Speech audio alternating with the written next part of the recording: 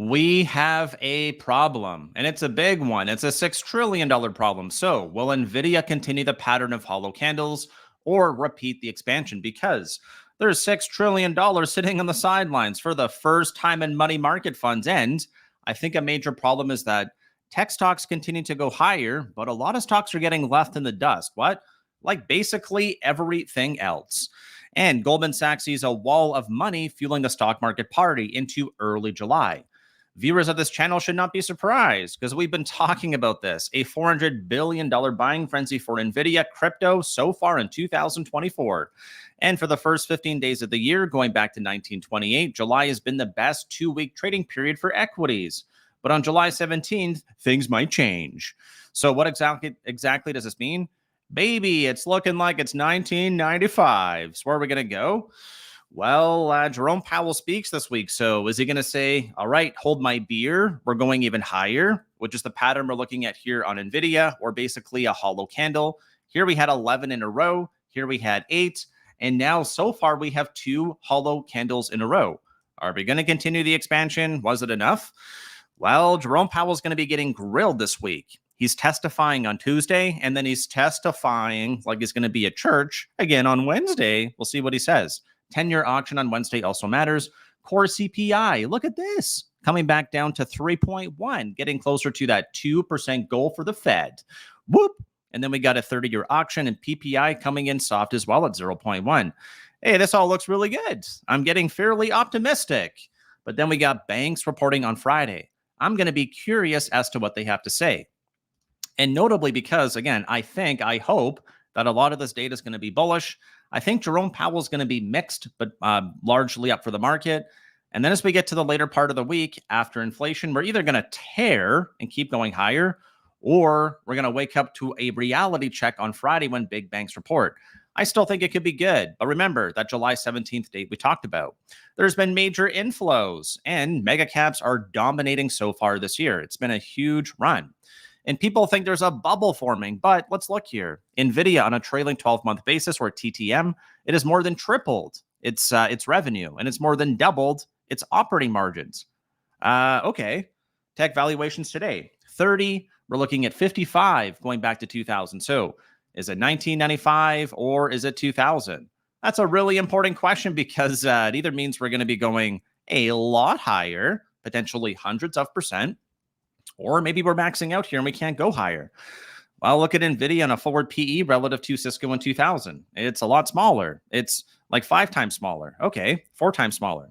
And here we go, right? Here's the bears, right? NVIDIA's explosive growth and AI delusionment.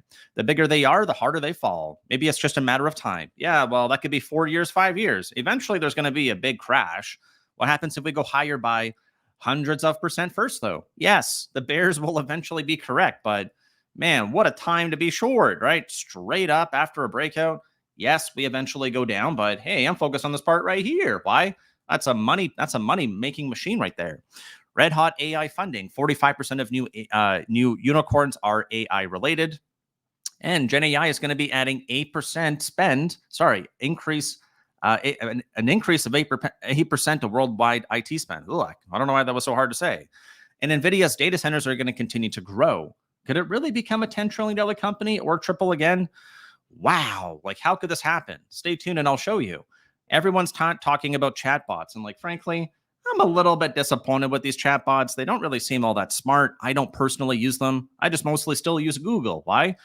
Because it's not really that helpful quite yet. And this is where the market is getting concerns, right? Text domination of the market. 80% say, I don't like it. 20% say, no problem, bro. Hold my beer. Let's go higher. Looking here to Gen AI impact, 60% say Gen AI is critically important to their business. And I'm going to show you some reasons why, so just stay tuned. Enterprise spending on Gen AI, 2/3 of company are spending on this. So whether you agree or not, people are spending, which means tech earnings are likely going to be good. And Netflix kicks off big tech on the 18th, the day after the 17th, which is more true about Gen AI. Approved by the company, 60%. Again, basically 2 and 3 companies outside policies restricted, blah, blah, blah. Then we look here to large caps. Well, few assets have done better since 2009, even when volatility is considered. So what can large cap keep going higher? All right, let's go through it because if we look here to let's look at year to date. Yes, everything is broadly up, but the rotation we were looking for is not really happening. It's just getting denser and more dense and more dense because I think that if we don't see interest rates come down, I think what that means here, if we see that the 10-year node is like stuck here between either getting a crash on a head and shoulders at roughly 2.8, again, shoulder, shoulder, head. If this doesn't happen, though, like going sideways, I think what'll happen is that the stocks that are sensitive to interest rates, like the Russell, they're just going to continue to struggle and go sideways. But stocks that don't really care about interest rates because they're the best companies in the world, well, they can go up, and that includes the S&P. That includes QQQ, and that also includes SMH. Here's something I want to show you because I'm not sure people are even going to really believe it. Mathematically, from our all-time high, doing a full retrace all the way back down here to our bear market low, we've now shot up to the 161% retracement. Hey, this is normally an area to sell. So July 17th, an area to sell, meaning a target getting hit. Also happening here on the NASDAQ. There's your previous all-time high. There's your full correction back down to zero. There's your 161% Fibonacci extension. It's at 499, big round number. So how can this $6 trillion really start to go in? Well, let's have a look here because, hey, they're earning like 5% for the entire year. We're about halfway through, but what's the market return so far this year, right? Let's just pull it up on Google Maps. A little bit easier to see. SPY stock. Let's look at year to date. Why? Well, your 2.5% is nice, but you're probably feeling a little bit of FOMO if you're seeing 17% for the S&P. What about the NASDAQ? Let's look at QQQ. Well, this one's up by how much year to date? Oh my goodness, 23%. Yes. If you look at the last year, man, 35. The gains have been unprecedented, right? It's been huge. So money markets are nice, but if we're going to get a big squeeze like this, I think if we have a lot of fuel on the side, including people who are scared, they don't like the market, they're trying to top tick, and they just got a whole bunch of cash. All right, now let's watch a couple of videos because I think the applications for AI do go beyond just generative content. What I'm really talking about is that I'm starting to see the future, and let's have a look here and see exactly what this is doing. If you guys don't mind, please considering to smash a thumbs up or subscribing to the channel. That would be greatly appreciated. So this is OpenAI's Figure robot inside a BMW plant, and he's doing some assembly. So what's interesting here is that Figure 1 is learn object detection trained solely in simulation for navigation to fixtures. So watch what he does here. He has a tolerance of less than a 1% placement tolerance, which means has to be incredibly precise. So are they coming for your gerbs, right? They're going to come take your job. Look at that. He's tapping it in, right? He self-adjusts. That's what's probably most impressive here. Figure 1 is learned to self-correct mistakes. So when it's not exactly correct, what he's doing is actually being able to, again, think, right? That kind of looks like general intelligence. Why? Well, because he has to make a decision that is not really giving him a straight black or white answer. All right, now let's watch the next one because this also gets interesting.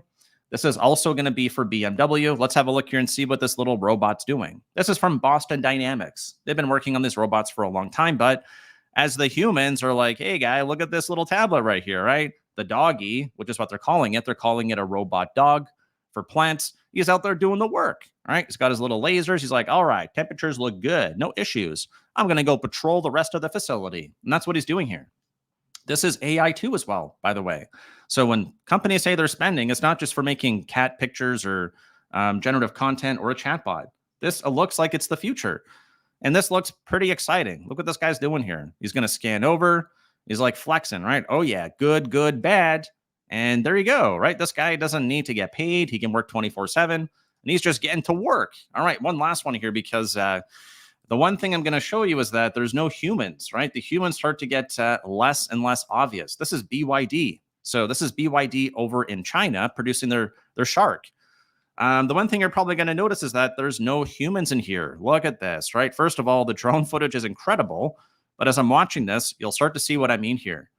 Right? Look at all these. This is why there's so many tariffs on these cars in this company, because I don't know if we can compete with them. These robots don't really require the same things humans do. There's not a single human I've seen so far. So as the car goes from production all the way to the end, and remember, we're focusing on like Tesla for the next little bit here with their robotaxi. Still don't see a human. But all the stuff is starting to get pretty close to production. Look at that, right? Put the hood up, they're painting it. I don't even know what to say. I don't often get impressed, but as I started going through this weekend to try to find if it truly is 1995 and we're looking for beyond making images, even making videos like those Sora ones from ChatGPT, like, look at this. It seems like they've cracked the code. So as they put the engine into the chassis and the car comes up here, it's incredible, right? There you go. There's a powerful EV. And this is not from an American company. So if all you're looking at is what Tesla, AI, Apple, Amazon, Google, and these companies are doing, we're probably not seeing the full picture. And if all you're doing is looking at these chatbots, you're probably also not seeing the full picture. So let's round the story out and make sure we have some clear takeaways here, because I don't know what this all means, but like, if you're worried if the robots are coming for your job, well, I don't think we've cleared all the hurdles yet. OpenAI did have a breach going back to 2023, and they didn't tell anyone. What did they steal? Troves of, right? It's a treasure trove for hackers, right? Internal AI stole the data breach. They didn't report it. They took AI design patents. Well, that doesn't sound good. And we already know that Sam got kicked out around the same time. Is that a coincidence? I don't know. Read this headline here. BYD, or the factory we just looked at to produce this car. All right, I got to show you two more quick things here. So look, BYD is using NVIDIA's chip for to elevate full self-driving. Whoa, what's full self-driving? Well, they've got it here. This is a plug-in hybrid. But what I find so interesting here is, like, look at some of the functionality on here. You can walk up to your car. Let me see if I can find it. 1 second here, because this is pretty cool. Watch her. So mobile NFC key, right? She unlocks it just like your Visa, unlocks the car. She's able to advance. They even have things like automatic tire adjustment if you're going through a big pit. And they even have simple things like, let's just look here. So they've got intelligent all-wheel electric lock.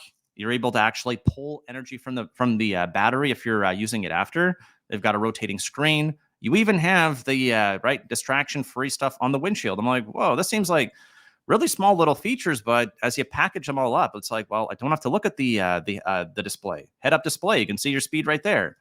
Well, that kind of seems intuitive. And I'm starting to wonder whether there's going to be more pushes to AI, again, notably with EVs, which are likely going to be going online. That's what robotaxi means. So is it 1995? Could we truly go higher? Well, please leave me a comment and tell me what you think. If you want to stay tuned, if you want to tune in with me at 9:15 a.m. tomorrow, subscribe on the right. If not, click the video on the left. Thank you for watching.